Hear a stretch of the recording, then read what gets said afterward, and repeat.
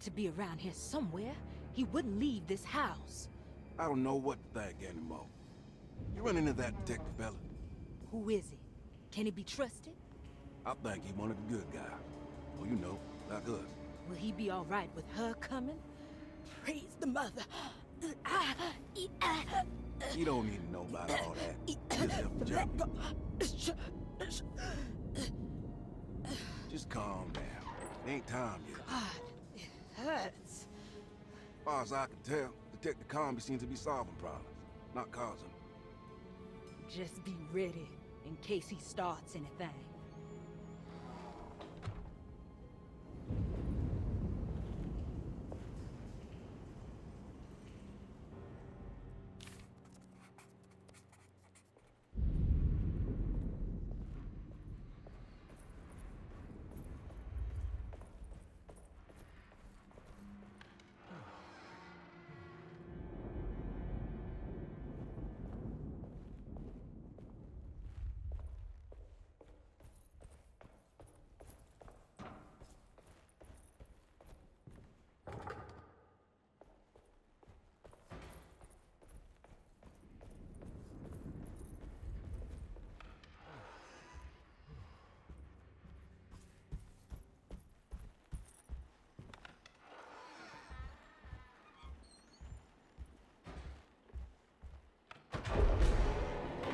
Christ, what the hell was that?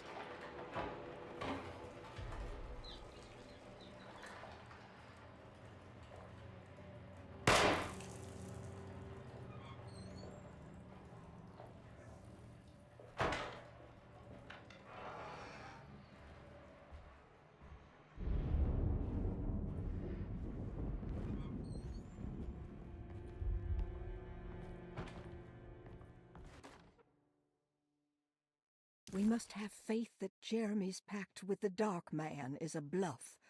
If we are lucky, our visitors will find him and prove it's all nonsense before night falls. What is true is our attempt to call on her. Too many things have happened for this evening to be in vain. Think of Jack and Cassandra, even Perosi, whose circumstances I can't understand. Grace is our goat without horns. She knows it and will play the role. You must talk to your brother, Batiste. I worry that he will fail us. Mrs. Thompson.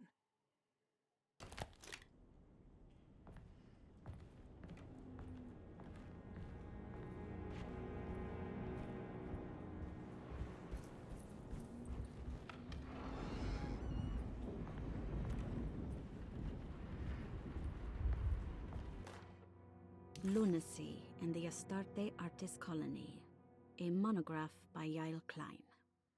In early 1909, the old Derceto plantation outside of New Orleans was turned into an artist's colony. 3 famous European artists rented the house and the surrounding land from the owner, the Ledoux family. The colony was chiefly run by Sebastian Cortez, who was playfully dubbed the captain by his collaborators, William Arges and Heinrich Kassel. The colony existed for 6 years, until one day all 12 members disappeared without a trace. It is widely believed that their disappearance is connected to the disastrous hurricane that passed through on September 29, 1915, but nothing truly supports this claim. What is known is their frequent participation in New Orleans nightlife, their love for hosting parties, and their elaborate contributions to the Mardi Gras parades as the Pirates of Pontchartrain. Accounts of their lifestyle can be found in almost every gossip column. It can effectively be summed up as carefree and bohemian. In late June 1909, the name Astarte first appeared in the newspapers. Cortez said the name came to him as he was painting. There is never any claim to knowing about the ancient Phoenician fertility goddess with the same name before this time. His fellow colonist Heinrich Kassel did know, because he later produced sculptures that show clear references to ancient idols of the goddess. It's impossible to know for sure how this name suddenly made an appearance, but it is interesting because of Derceto's history. Even the name Derceto is the Greek name of a Syrian fertility goddess. In the case of naming the plantation, Derceto was certainly not an accident. We know that Elijah Pickford intended to build a temple for his cult, for he had distributed pamphlets 2 years prior to the purchase of the land, advertising his intentions. His followers were estimated to be almost 100 men and women, mostly sailors, Maroons, and Cajuns, when the plantation was built. To outsiders, Derceto registered as an ordinary slave plantation, which enabled Pickford and his flock to remain hidden for decades. The official story is that the cult lasted until 1862, when the Union Army came and burned down the plantation and scattered all who lived there. Following the Civil War, new people started to congregate in the ruins of Derceto to invent a new fertility goddess, the Shub-Niggurath. As much as Derceto is a particular name to have heard of, it's not entirely uncommon among the learned. Astarte is equally known and could have been subconsciously chosen by well-read artists. Shub-Niggurath is, on the other hand, very uncommon. Almost impossible that anyone in Louisiana would have heard that name. The name is referenced only in rare books like Unaussprechlichen Kulten and the Necronomicon, and is believed to be a bastardization of Arabic words meaning pertaining to the dark young. The few paragraphs printed on the goddess are so upsetting that no one in their right mind would want to build a religion resting on such qualities. The Shub-Niggurath cult was hard to get rid of, but it is believed that despite the police jailing and killing several cultists over the years, the main culprit in the cult's demise is the cult itself, which seems to line up with every instance of cult activity on Derceto's grounds. When Captain J.W. Norton of the Union Army arrived, he described the people at Derceto as malnourished and maniacal. As much as the army tried to save them, they fought back with fervor, as if nothing was going to stop them from slowly destroying themselves. While the disappearance of the Astarte artist colony remains a mystery, the recurring motif seems to suggest that their fate involved lunacy and a hunger for self-sacrifice to that fertility goddess with 1,000 names.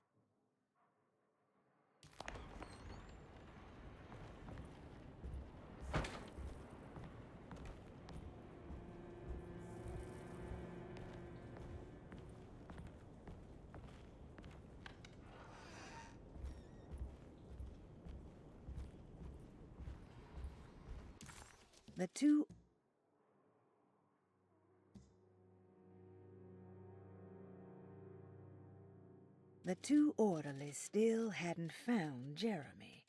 Conby figured this was good news. Emily had reminded him about some strange...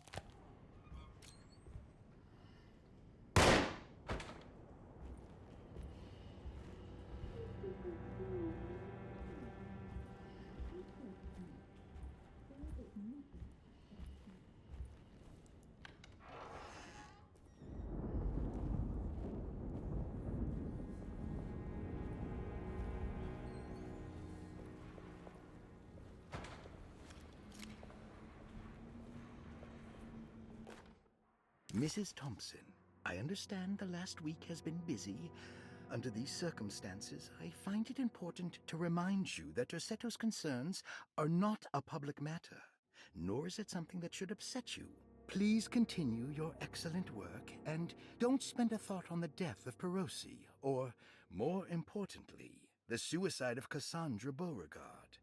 They should mean nothing to you or the staff. I rely on your loyalty, and trust that your close kinship with the Tabois siblings will keep Derceto's secrets hidden. Dr. Gray.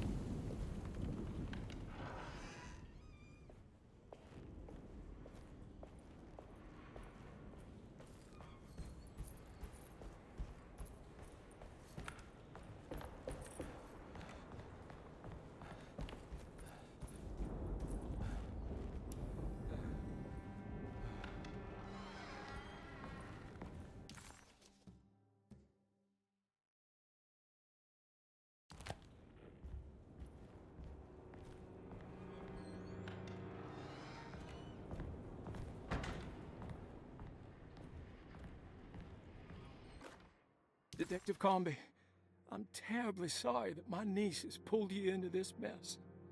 Please, with all my blessings, take her away from this cursed place. I have destroyed that eater of worlds and locked it away in the attic and retreated to a place of hiding. Tell Emily I'm safe. Tell her all the lies you can think of to make her listen. Take her back to New Orleans. Sincerely, Jeremy.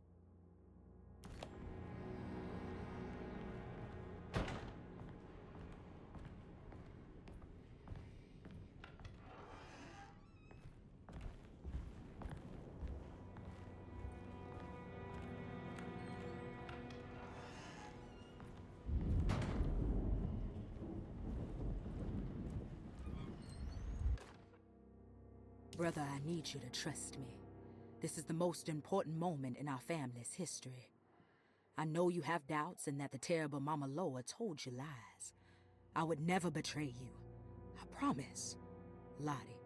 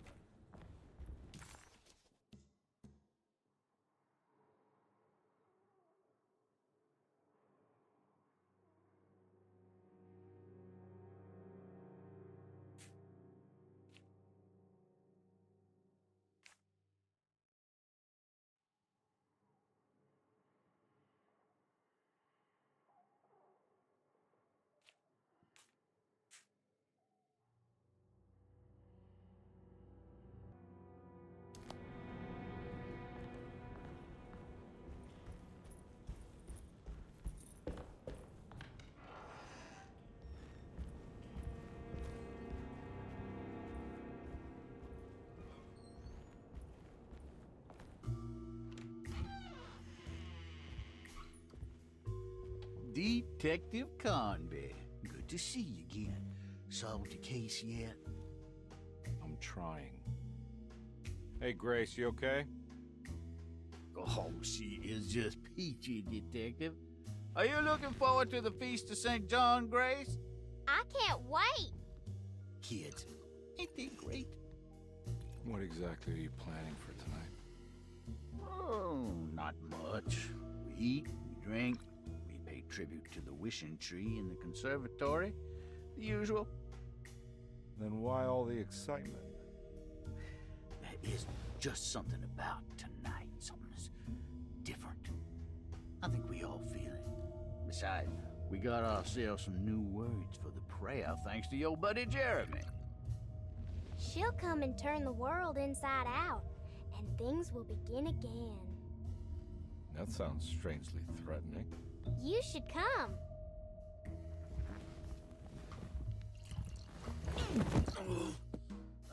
God damn it, Grace. Stay put for once.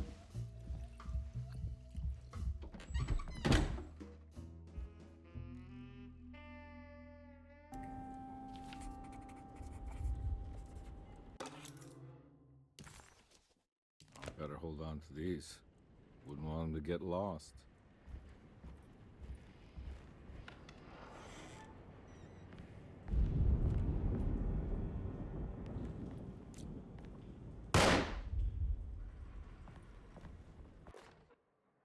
Jeremy knew that the only one who could help him now was the guest in room number 3.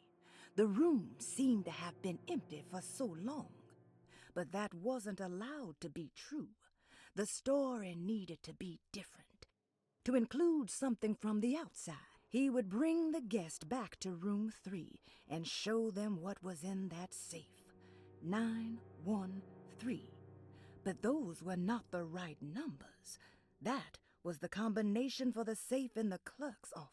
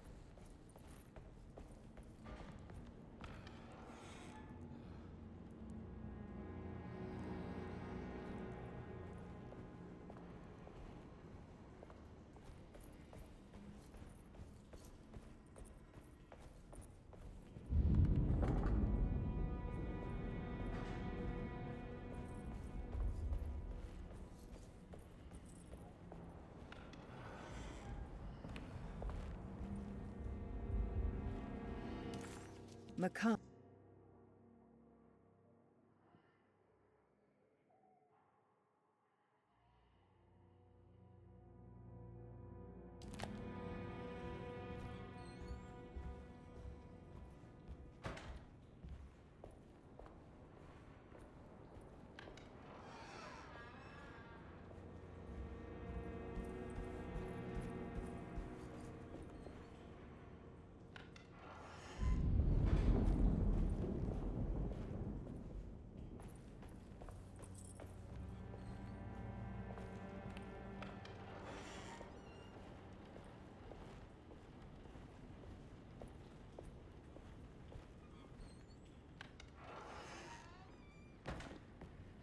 There must be a spare key to Dr. Gray's office in here somewhere.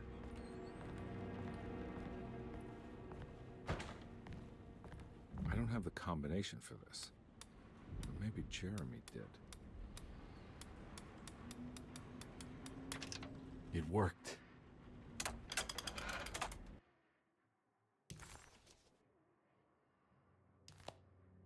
The last guest in the empty room suffered from severe maladaptation. I must write this down, because if I understand the condition sufficiently, it could make me deny this fact at a later date, and there is reason for me to think I may come to suffer the consequences from this dysfunction, as some who came in contact with the guest seemed to adopt a new worldview in which everything was predetermined but broken. Upon accepting this worldview, some memories became unmanageable and later rejected. I do not know what this means. I cannot even remember the fate of the guest. I think they were simply misplaced one day and forgotten. Just like all documents pertaining to this guest, they have all been destroyed, or they never existed in the first place. Who wrote this? There has never been a guest in the empty room.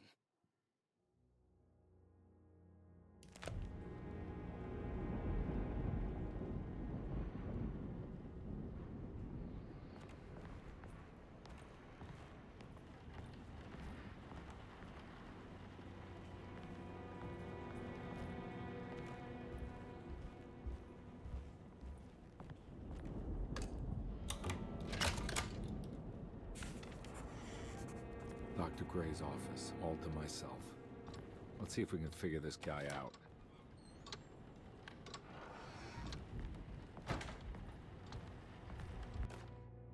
I have finished tidying up Miss Beauregard's belongings. I will leave it to you to contact her agent and have them collect her things. I found one of Grace's drawings she might want back, along with this key in her room, which I believe you've been looking for. Mrs. Thompson.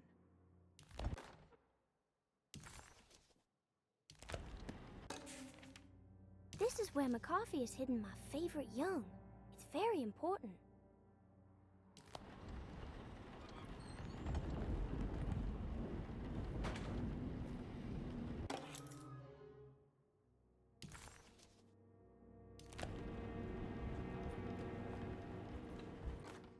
Dearest Dr. Manzetti, I find myself in a losing battle with my patient.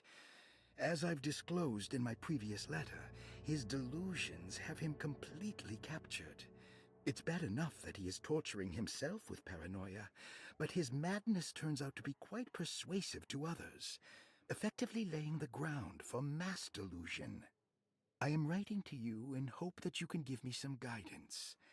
Beyond my ambition to avoid devastating surgery on my patient, I have grown worried about my own defenses. The words of my patient are deranged, yet they often resonate with something primitive within me. I have tried photographing his brain with X-rays. It was surprisingly difficult to get good results. Dark blotches on the plates kept obscuring all details. My patient looked at the bad plates and cried out in terror, telling me the dark areas was the shadow of the worm, eating him from inside. I could not see anything out of the ordinary. I hope this is a sign that my mind is not as receptive to the madness as I had feared. After further inquiry, my patient described the shadows inside his mind as some kind of chthonic monstrosity that wants to undermine his sanctuary. This is clearly a reference to a place he calls Teroea, a sort of library or convent that works as a psychological haven. With this imaginary haven threatened by this Chthonian, he has now constructed another, less pleasant hiding spot. Lately, he has been bringing up a metaphor of a steamboat that has run aground, that he feels like he needs to start the engines and reverse, but he is afraid that the hole in the hull would cause the whole ship to sink.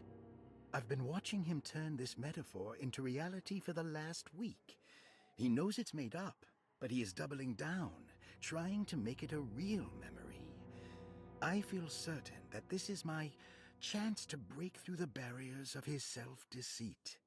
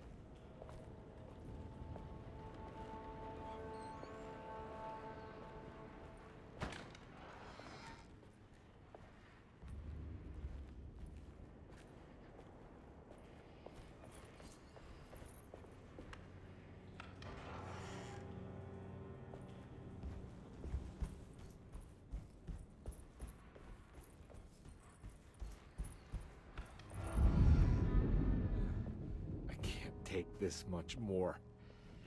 This has to end.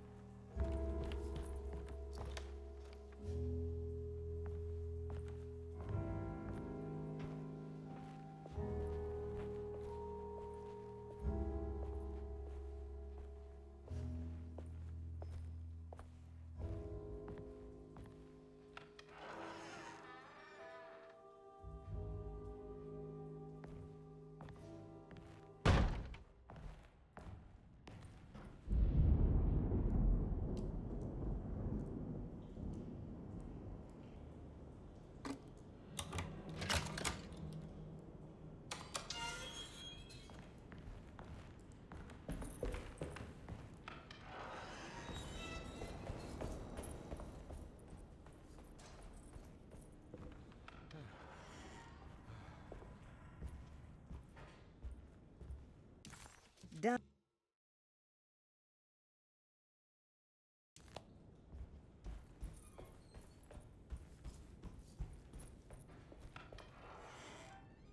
Surprisingly neat. Maybe I've been selling that old barfly short.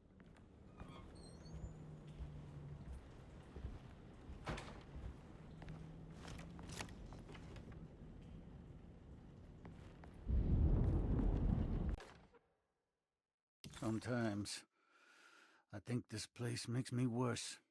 That Derceto might be my grave. A coffin made of ostentatious architecture. A Taj Mahal for the drunken depressed. There's something about Derceto. Something about Dr. Gray. Like we all pretend that we're here to get better, when in fact we are here to be forgotten.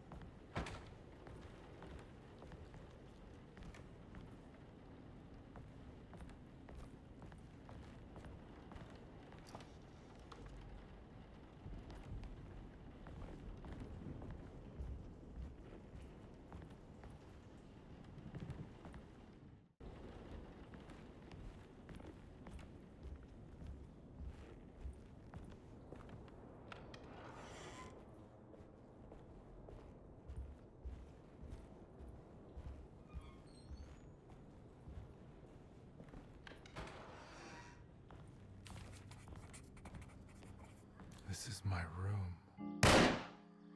The empty room always...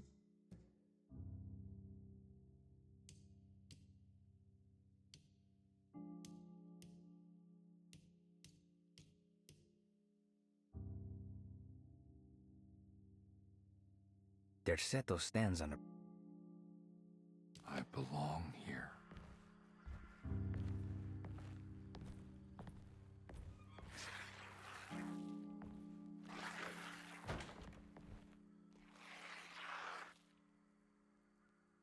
I know that number. Where's that from? I did this. I wrote that.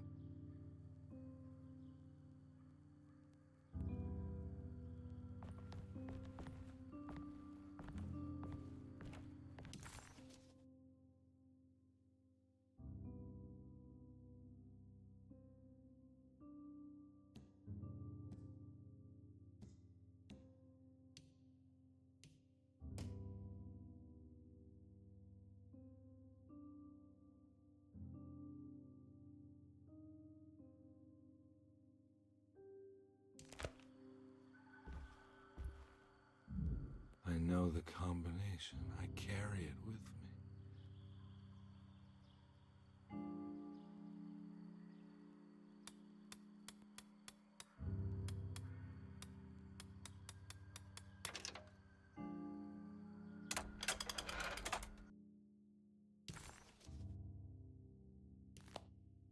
Detective, I have made many discoveries in my case. The child we want is safe, thanks to good people like me and you. We're so similar, but you don't see all the things I do.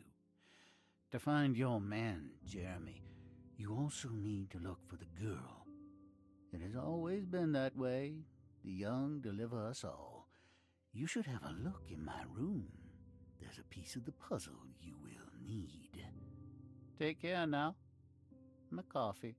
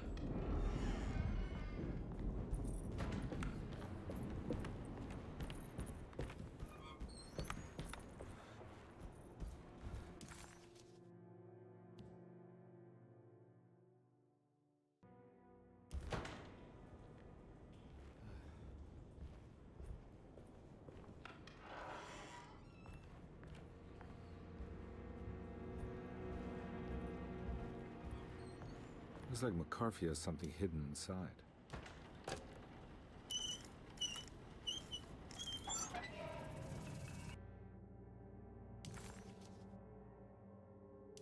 Why would McCarthy lock this up? Was he trying to keep Grace from completing the shape?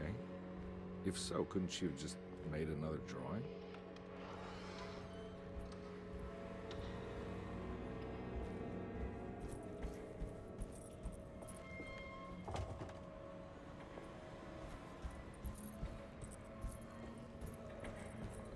What the hell happened in here?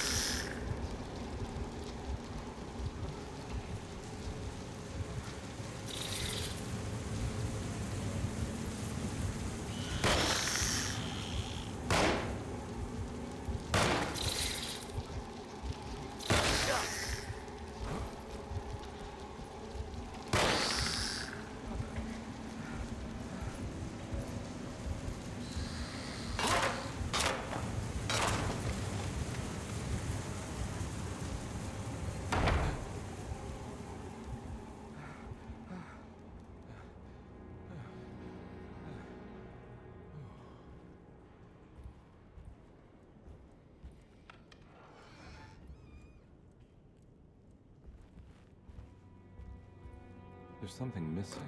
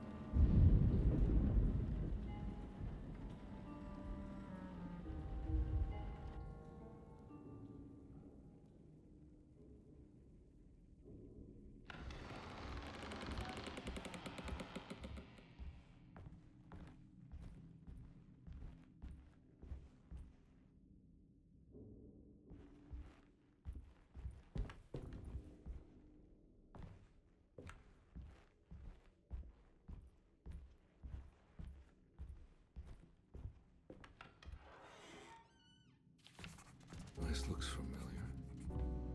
How am I back at the office? Jeremy's never been here.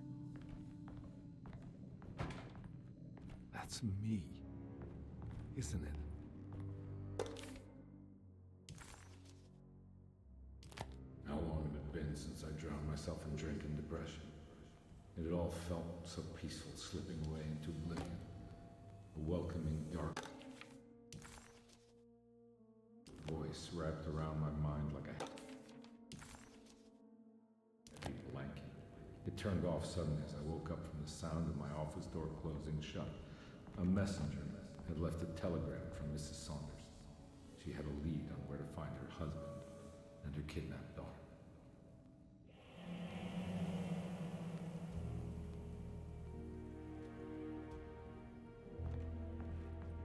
God, I used to drink so much back then. When was this exactly? What case was I working? I think I need to figure out where I'm going first.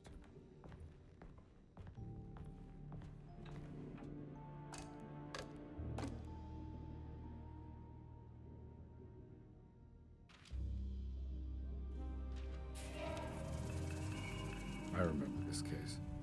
Some kid got taken by her father, headed out of state. But he had made a mistake by selling a painting that his wife actually cared about to a collector named Thornhill to fund his venture. That's how I tracked him down. At least I think so.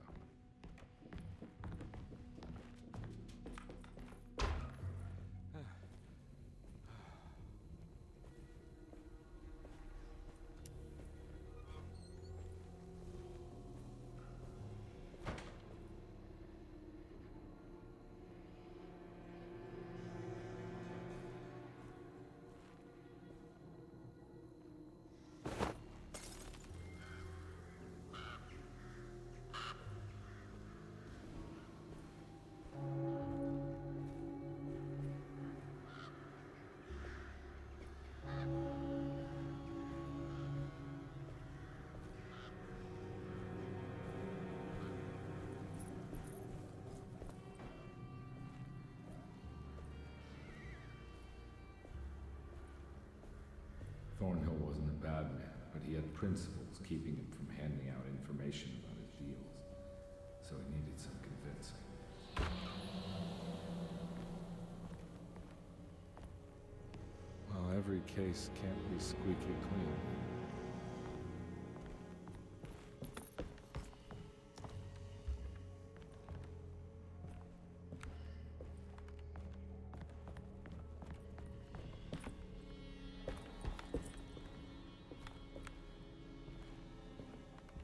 Mr. Saunders had sold a valuable painting to Thornhill, hoping the money would carry him to wherever he was going. The painting, now leaning on an easel in Thornhill's bedroom, had a certain mesmerizing gloom that seemed to call out to me, telling me I was needed for something important. I felt myself falling into the painting, only being brought back by Thornhill, thrusting an address to a Hotel St. George into my hand and asking me to get the hell out.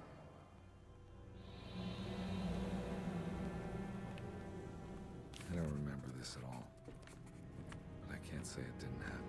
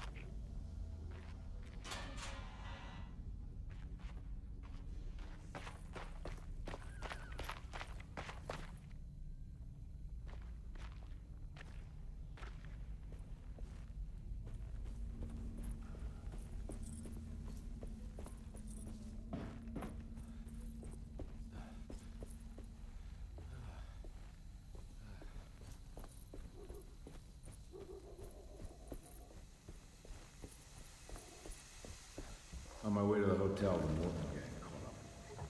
I owed them money, a lot of it. I can't remember what for, probably some dumb gambling debt growing in size for each payment missed. I punched one of them out, and I sent the others packing. It was a stupid plan.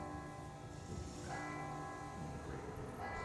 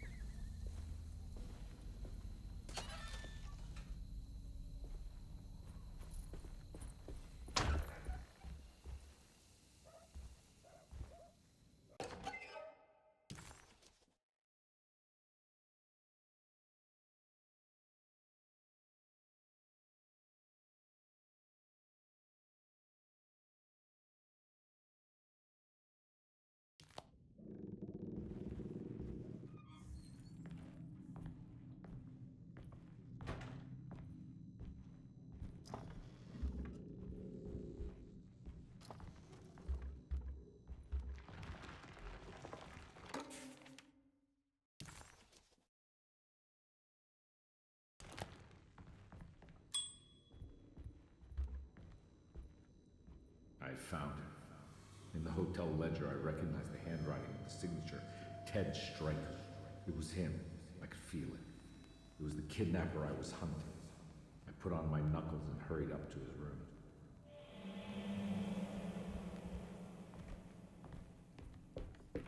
Something about that name, Ted Stryker, rings a bell. Feels vaguely familiar.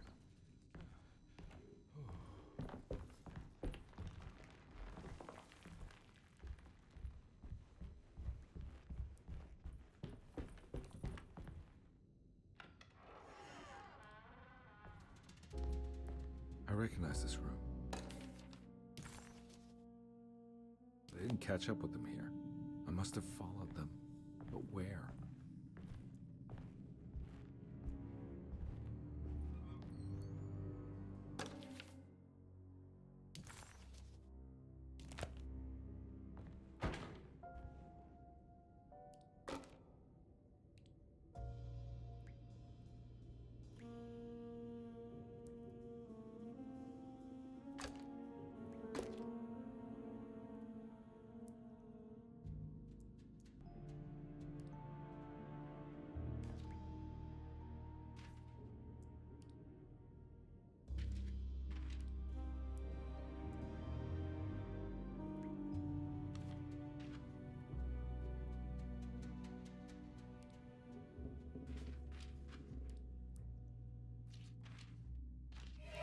That's right, he was running away, ditching his old life and marriage in New Orleans to find something better in Tallahassee.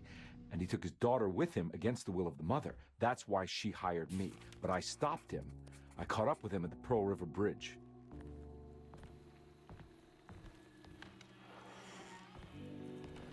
Pearl River. This is where I caught up with him. This is what the Dark Man wanted me to revisit. But I'm still not seeing it. What am I forgetting?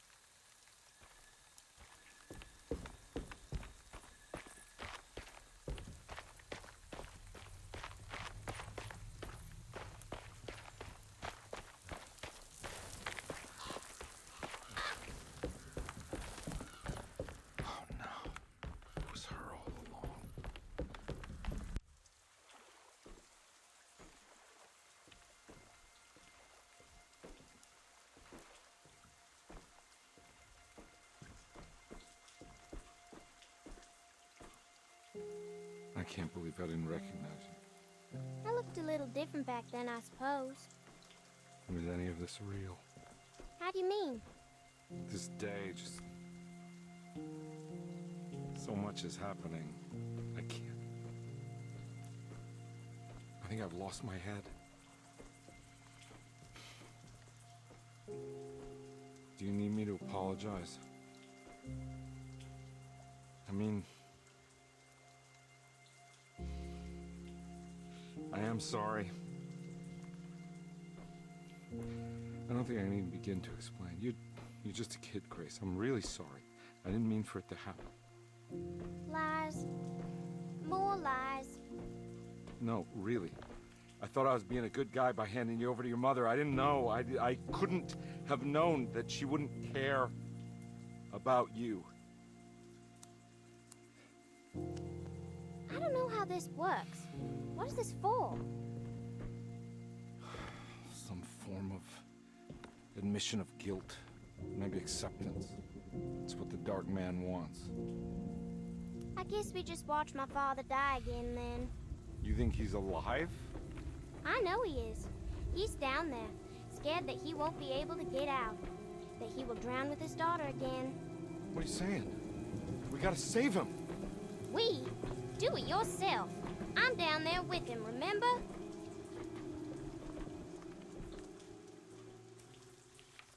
Can I really save them? This all happened so long ago.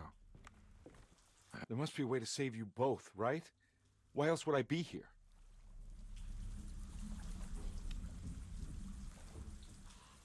There was a boat at the house where I entered. If I can raise the bridge, I should be... Don't worry, kid. I'll think of something.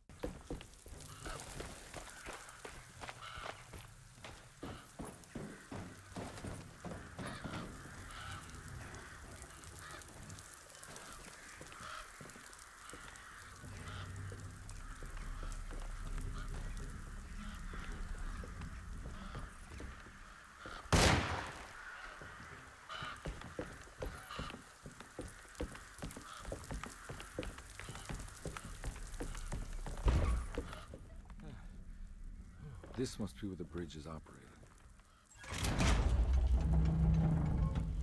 Nothing's happening. It's like something's holding it back.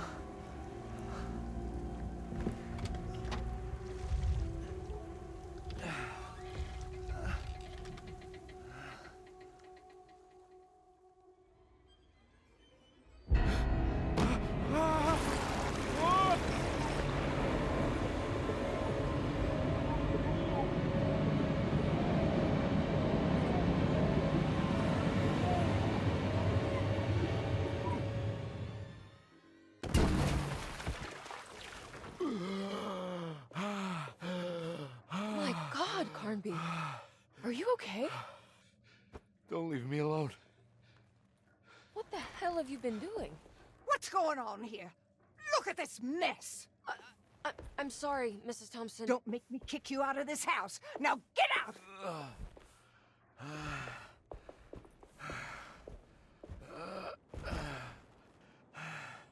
Hey, Detective. Mr. Carnby. I'm really worried about you. I'm okay. I just need to catch my breath for a moment. This place? There are some very disturbed figures around here. And I don't think it's just the patients. I've been reading some things about how Derceto has a deranging effect on people. I think it might explain things. What? Just take it easy, okay? I'm gonna go find a way into Dr. Gray's apartment. I want to know what he's hiding. Emily, don't worry. I think I'm close. I'm gonna set everything right. Just be careful.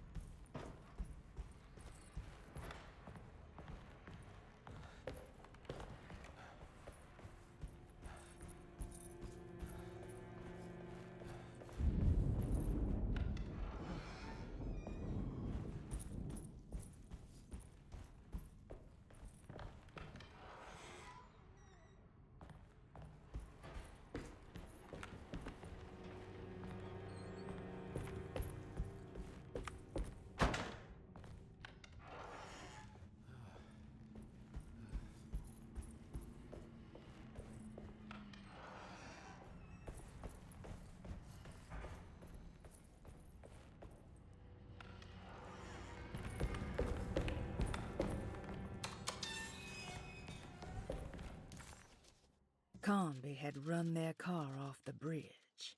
He pulled grease out. This doesn't look good.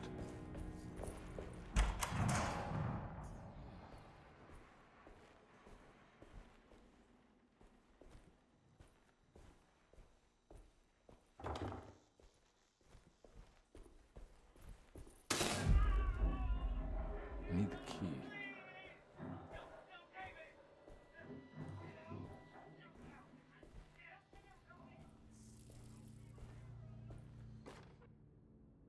Radiography. Patient Jeremy Hartwood. Date June 14, 1930. Plates. Jeremy's skull proved difficult to capture properly. Partial radiographs worked best. A complete picture of the brain can be assembled by piecing 3 plates together. Observations. Even when looking at an assembled version, a shadow covers significant parts of Jeremy's brain. Possible tumor, but more likely that the equipment is failing. Jeremy reacted strongly to the pictures and claimed to see a giant clay worm eating and displacing his memories. Notes. While this exercise has left me nowhere closer to an answer, I feel confident that a Burkhart lobotomy should sever all necessary parts.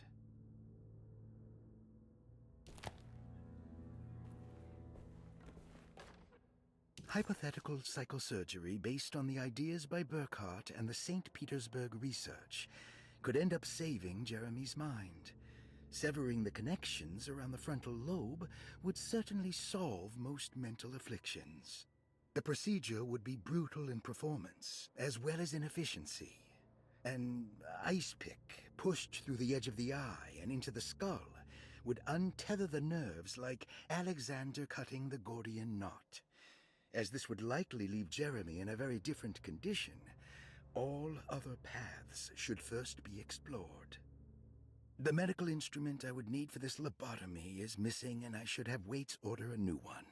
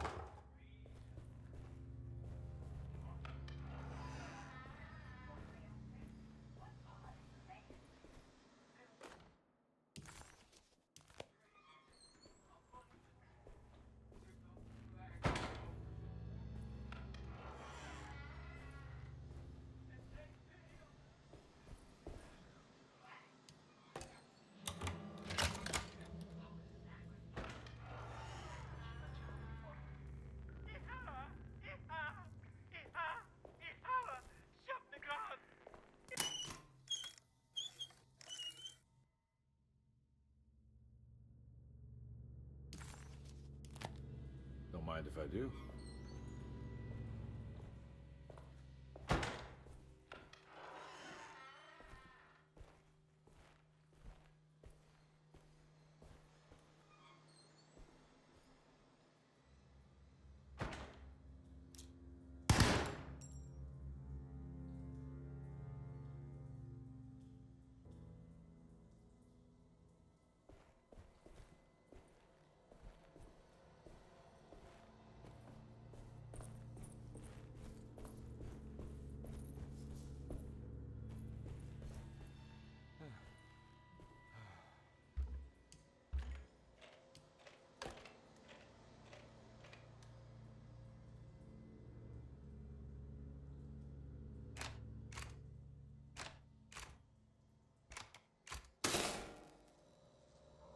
That's better.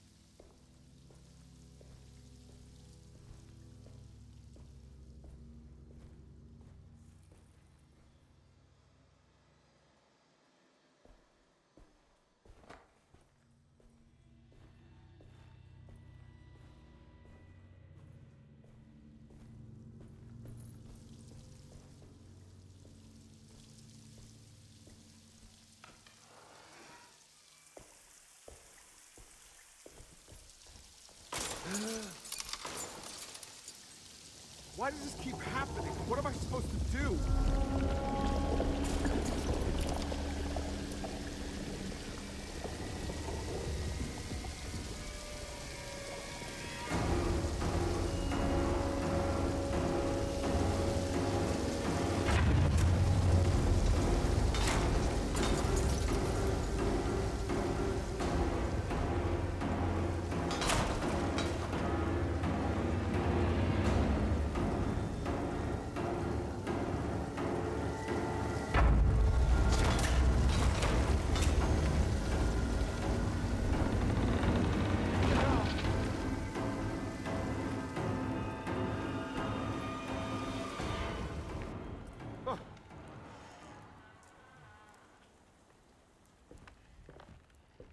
And we're back here. Well, perfect time to have a look around this place.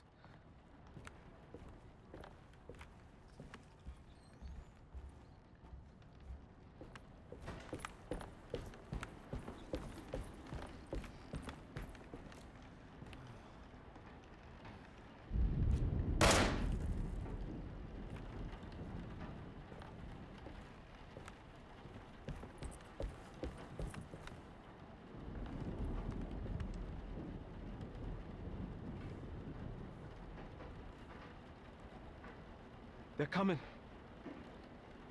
I have freed hellish forces, and now the price must be paid. Derceto is the prey of evil. The sun has set. They will find my body, but will not have my soul.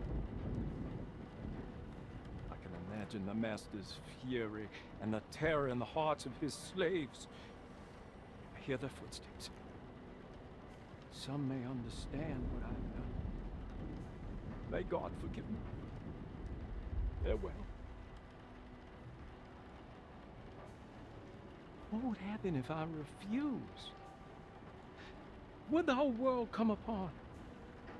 Or would everything conspire to make a new story? Maybe one where I live.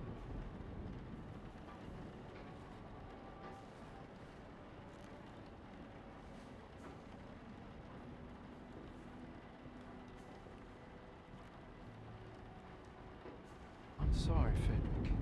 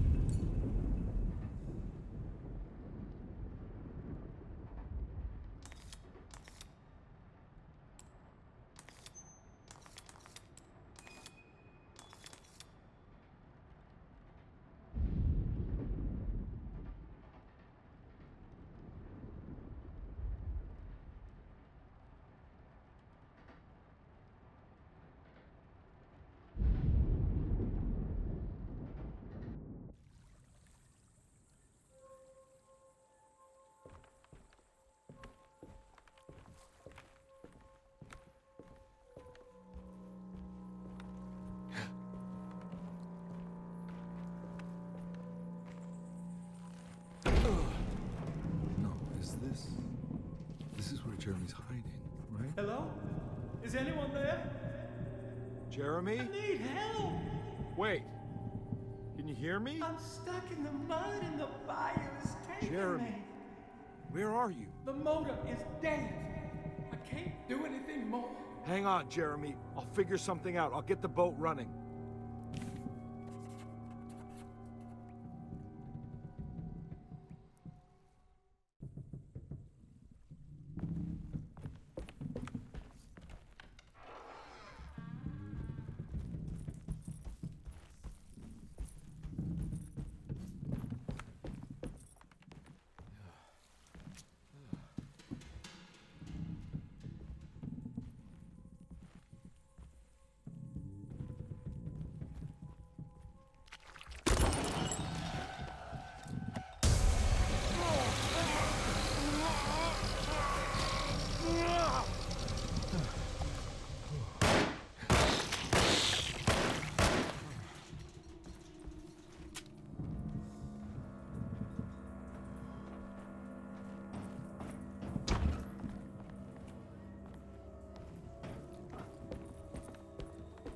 The boat's wedged itself right into the bayou. If I get the motor started, I could try reversing back into the river.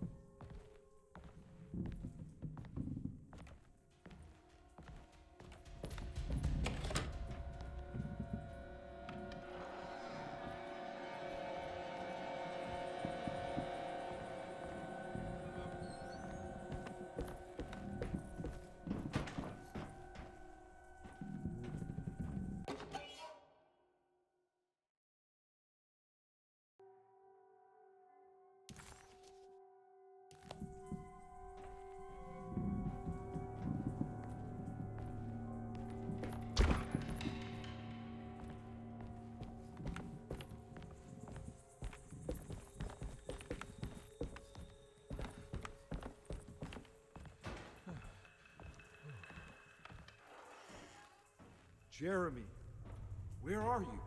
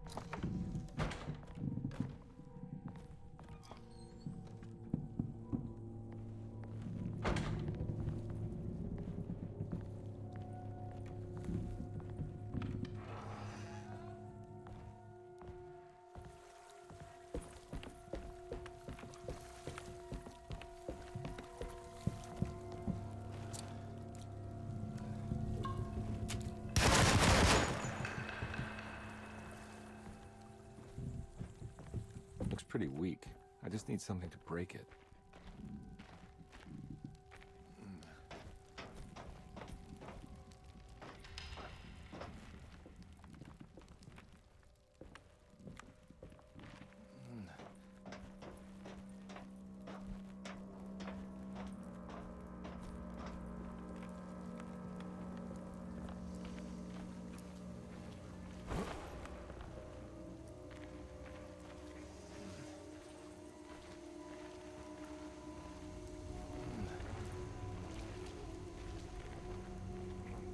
This definitely needs fuel.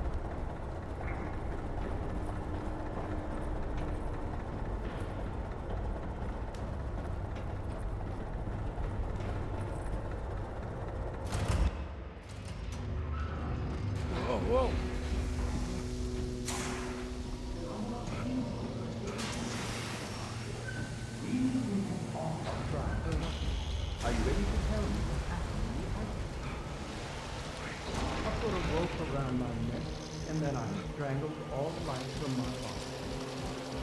Are you under the impression that you died? No. I was supposed to die. What does that mean? That you were supposed to die? I'm the catalyst. I had to die to make the story happen. What are you referring to, Jeremy? 30 years ago, Frederic needed me to die. You're not making any sense, Jeremy. Come back. Find your focus. Hey! I cheated everyone. I didn't play my part. Hey! I escaped my doom. My destiny. Again, find your focus. Hey, I'm right here. What the hell is going on? Now everything is wrong. Nothing is in Hey! place. I'm right here! Calm down, Mr. Conby. What do you want? Were you not talking to Jeremy right now? I haven't seen Jeremy all day. Are you all right, Detective? No. Actually, I don't think so. Well, maybe. I'm gonna go look for Jeremy. Good. Let me know if you find him.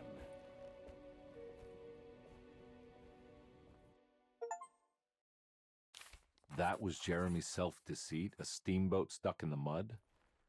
I'm not going to pretend I understand any of that. What a bunch of psychoanalytic nonsense.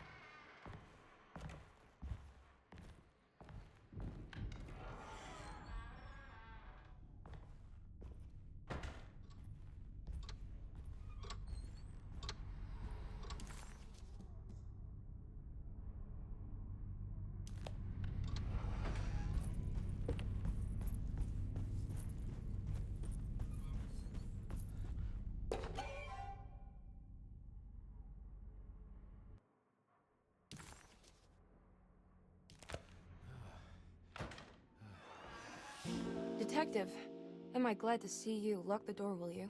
I don't think Dr. Gray would appreciate us snooping around. What's going on here? This feels so strange.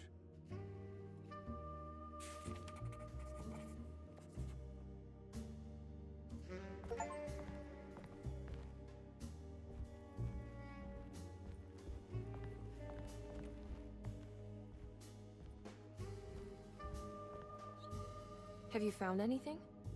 What? Yeah, I've seen some things. Okay. Let me know if there is anything you want to talk about.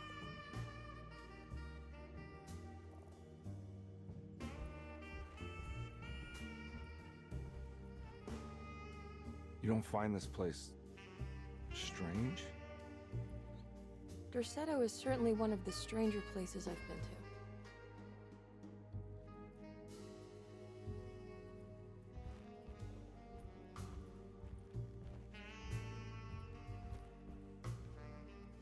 This room feels too real, hyper real, more than anything I've ever experienced. Okay. I don't see what you mean. Forget it. I gotta get back to breaking the contract. Yeah, that's what I was doing.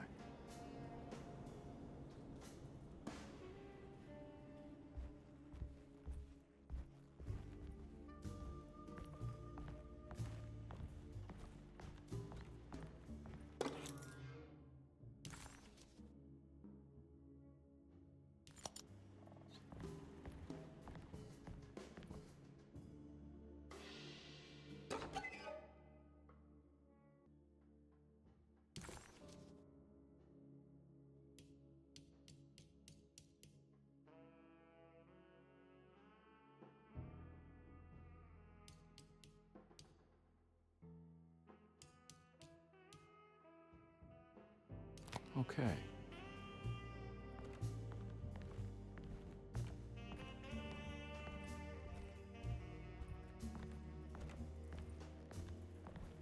There's a book missing. What did you do? I was just rearranging the books. Well, come on, let's check it out.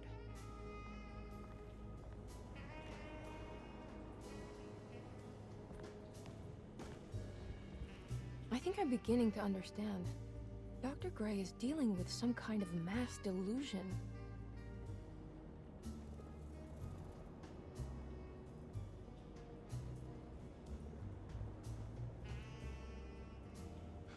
What were you saying about mass delusion? Derceto seems to have a deranging effect on people living close by. It has a history of creating cults devoted to some nature goddess. Even the name Derceto refers to the cult existing here before the Civil War. Derceto was the name of an ancient fertility goddess worshipped in Syria. Dr. Gray and his friends, however, seem to prefer the black goat of the woods with 1,000 young, or Shub-Nigroth. And that name can only have come from my uncle's twisted mind.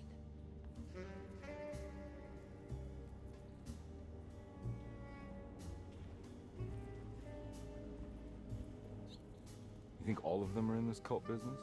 Even Jeremy? I'm not sure any of them have a choice at this point. We just need to find a way to stop all of this.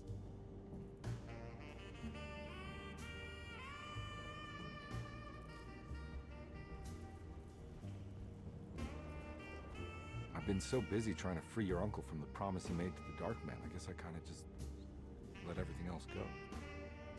Don't worry, Detective. I feel like we're close. I'm sure Jeremy will turn up. If he is part of the cult, he wouldn't want to miss the Feast of St. John. I just need enough information to make him see the truth. I hope you're right, but I doubt he'll show up. Not as long as the Dark Man's got him hiding.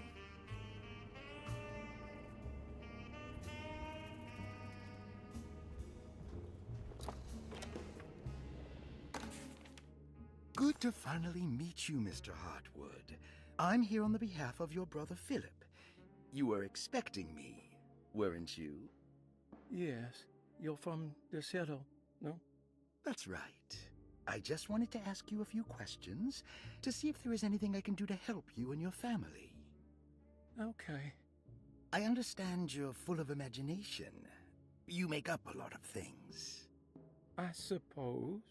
And you obsess over them, blurring reality and fiction. Sometimes. Do you want to tell me about the Dark Man? No. No, I don't. That's all right. Perhaps there is something else you can tell me. Something you know to be made up, but you hold dear. Juan? John? Who's John?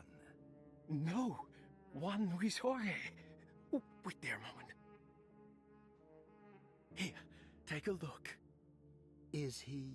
Oh, he is the author. It's a magnificent book. Life-changing even. The real Juan is long dead, but I like to think of him as my friend. My most beloved friend. I see. Do you often do this? Fantasize about people you read about? No. No. Well, there is Jacob. Who is Jacob? Turn to the last page. Oh, it's a newspaper article.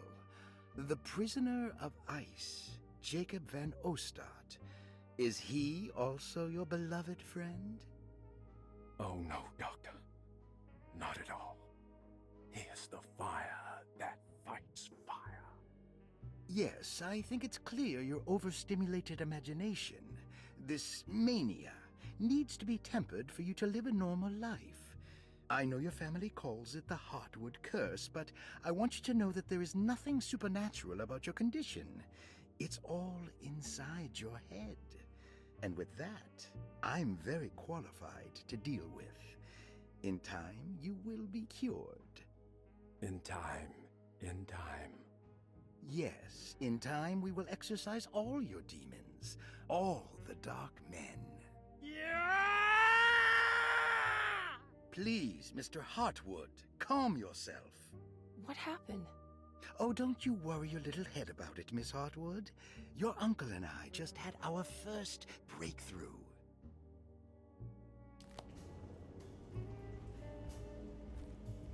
That mark on the floor looks like talisman positions, but The Snake Dagger, a monograph by Yael Klein.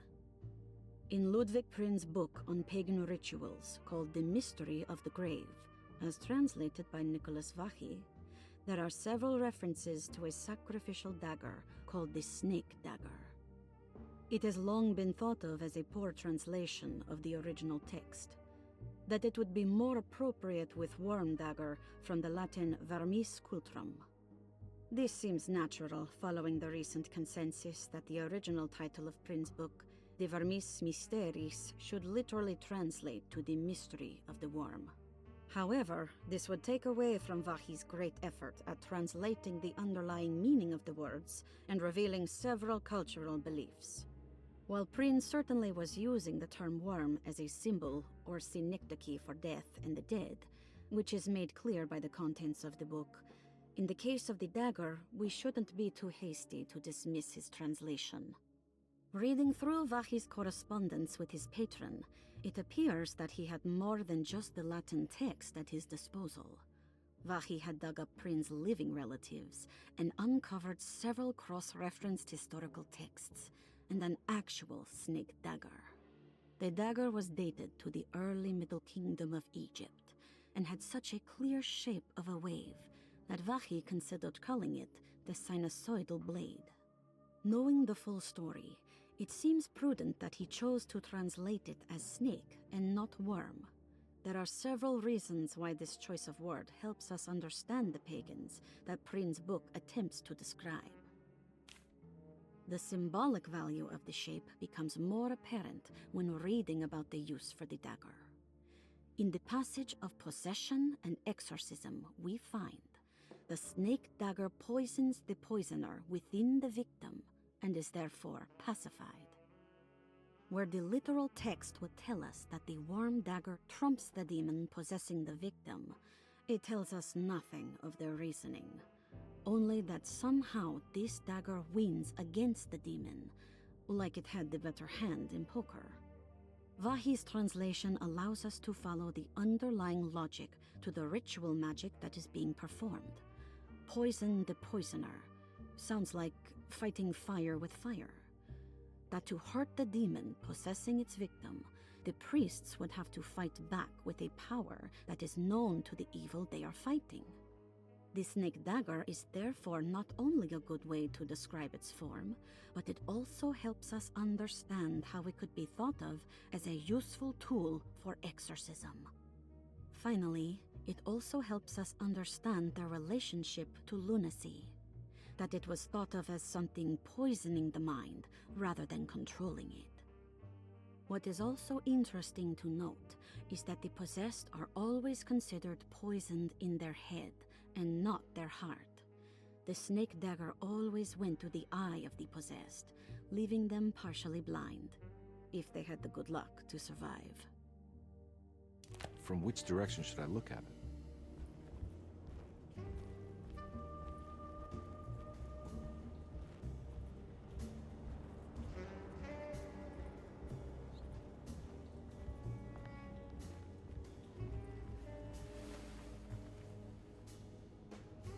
Huh.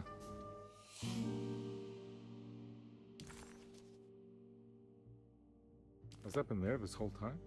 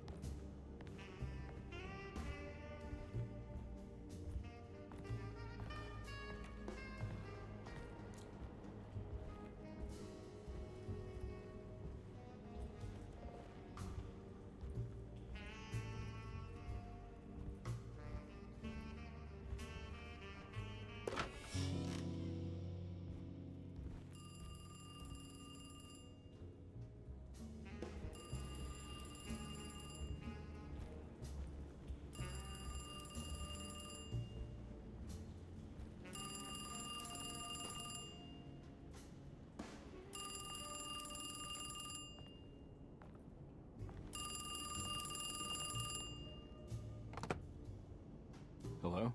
Detective Carnby? Who is this? Jeremy? Jeremy is with the Dark Man. You can't save him.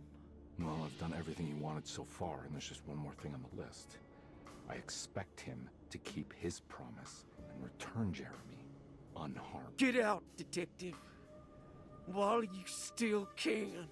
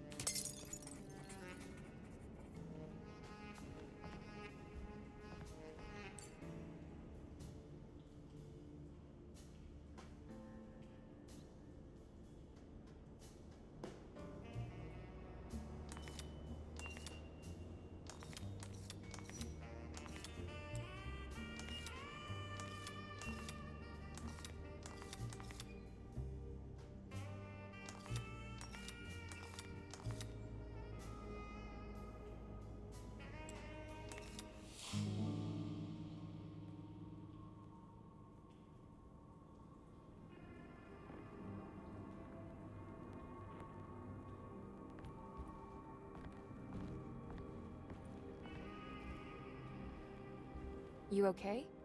You look a little frazzled. Just stupid telephone. I know. I tried calling the police earlier. The telephone is completely dead. It's not... Yeah, no, the telephone isn't working.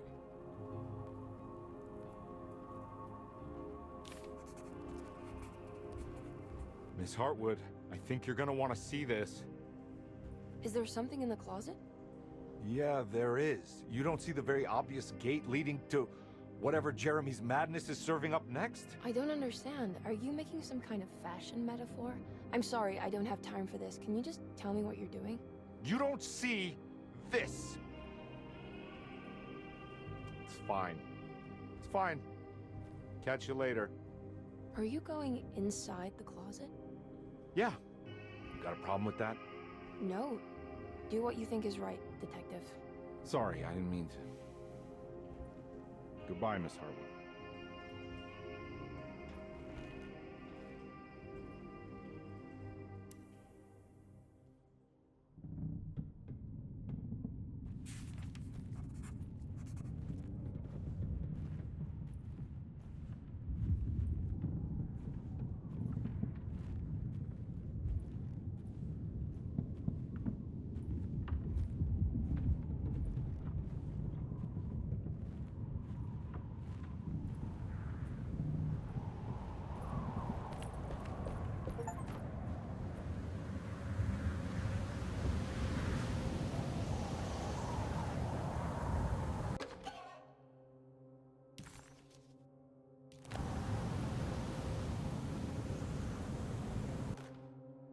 We found the ancient stellarium perched on a cliff facing the Arctic Ocean after a day of sailing due north of the Eskimo encampment.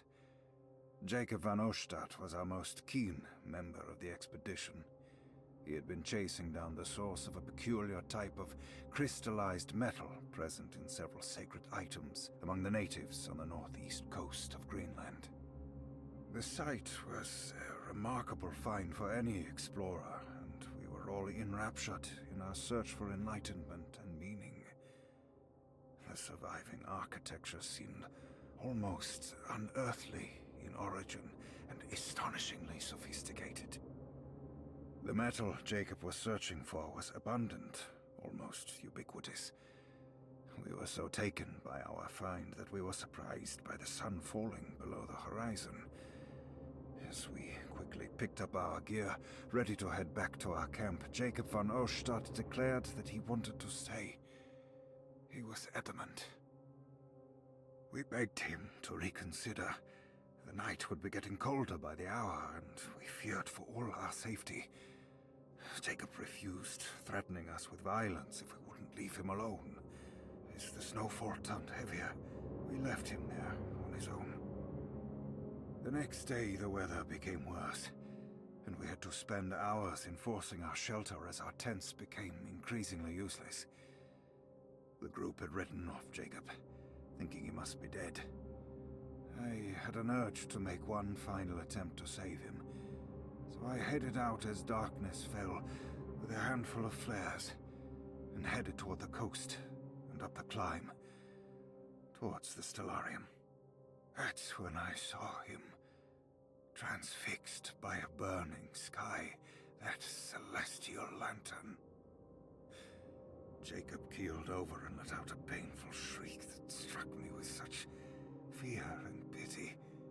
He was crying in agony, for the cold weather had ravaged his flesh. I called out to him, and he turned to face me.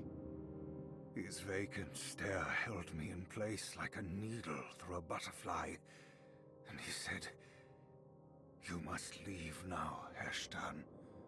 Go, and never come back." And so I left.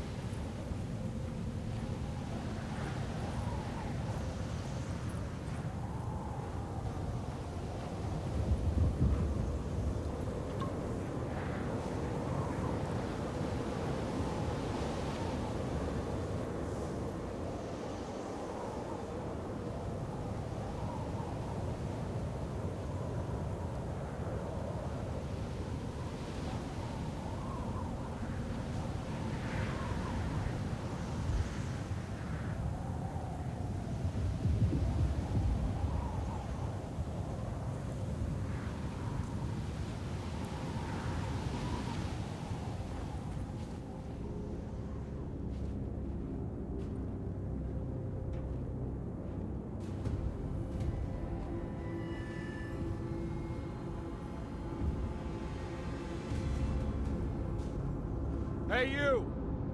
What are you doing here? What is this place? Turn back, detective. You're not wanted here. Whoa, take it easy. I'm not your enemy. Oh, you're wrong, detective. You're wrong.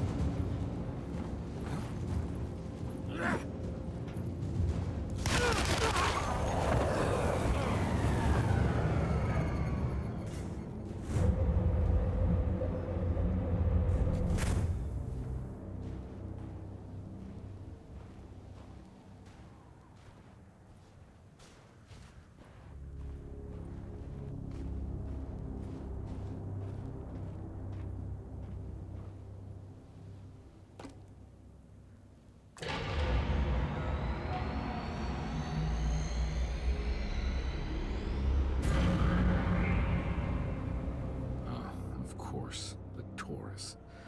I figured you wouldn't want your stars aligned, Jeremy, or maybe that is what you need to temper that mania of yours.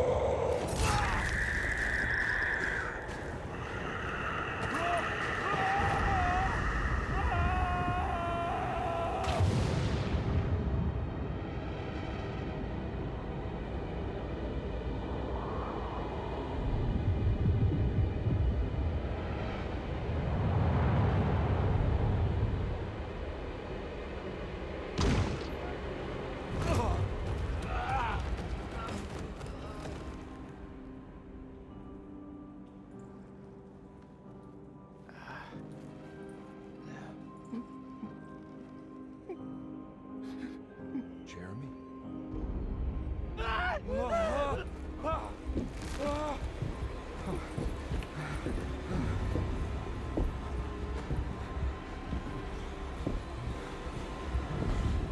did everything!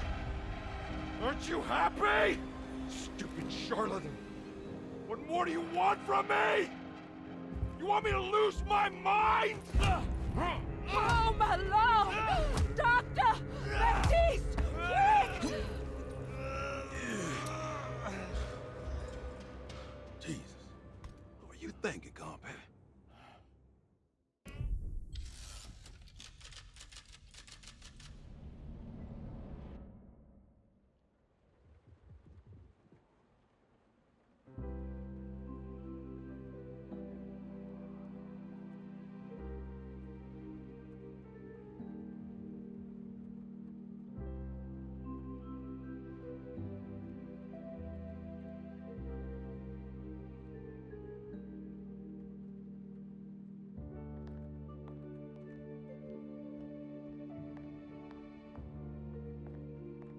You awake? You are awake. Mr. Conby's up. Hey, buddy. I thought you'd be knocked out for the rest of the night. Come on out and join us, will you? I'll save you some gumbo. Good to have you back. You gave us all a good scare. What happened? You had a psychological breakdown. Sorry for manhandling you, but you're being violent. You stabbed Jeremy and then punched Dr. Gray. Are they... okay? Jeremy's a little strange, but everything's back to normal. Really? All thanks to you, combat. You want to try standing up?